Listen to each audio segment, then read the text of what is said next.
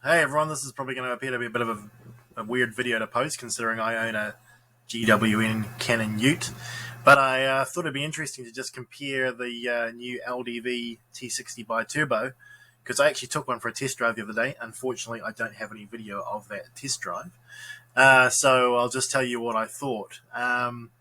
So I have a 2021 in blue limited GWM count, and pretty much looked like this from the factory. I've done a few upgrades if you've been watching my channel, but fundamentally it's still the same truck. So I'm comparing this base truck to what I experienced when driving this truck. So I guess my first thoughts are that they are very subjective, in that personally I find the LDV's appearance a little too kind of, I don't know, there's a lot going on there, I think. I kind of like the simplicity of the GWM styling-wise, but look, that's really probably not the most critical thing. So what I did notice when I drove the LDV is that there are a couple of things that I would say were unexpected. Probably the main one that was really unexpected was that it doesn't have adaptive cruise control, and it doesn't have blind spot monitoring. Now, there is no denying that the engine in the BiTurbo is really peppy and quite capable. So on that front, I can imagine like soft sand and the likes that it really would outperform the GWM. I'm imagining.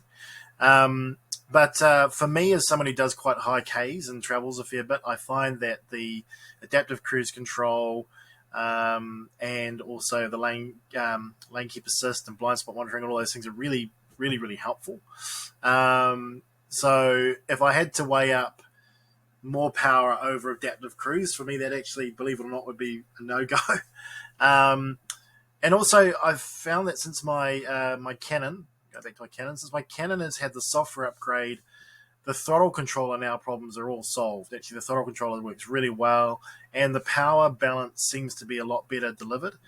So I'm a lot happier with that drive of the vehicle. Also, I found the interior of the GWM to be just so much better put together than the interior of the LDV. The LDV seemed to be less finished, just as well appointed. Obviously has all the necessary sort of cabin tech, leather seats.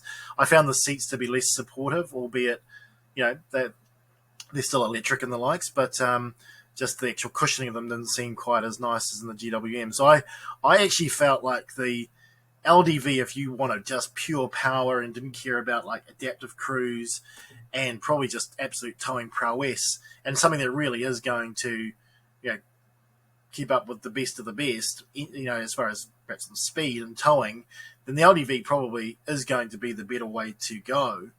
But for me, as someone who doesn't do a lot of towing, occasionally tows a boat, chases a jet ski or a trailer, but I'm not using towing a lot, maybe carrying my motorbike on the back tray, the overall driver experience and the way that it feels to drive my GWM just felt more refined. It'd be really interesting to see how the professional reviews compare the two. So anyway, look, if you go pick an LDV, I think it's a great vehicle. I think you're going to be very happy with it. If you've got a GWM and you're like, I bought a GWM and it's underpowered compared to the LDV, actually, on a normal day-to-day driving, I don't think you're going to think that or feel that. And also, I think for those of us who own the Canon, maybe you like the styling a bit better, but for me personally, I just feel it drove nicer, and especially now that I've had the throttle control update.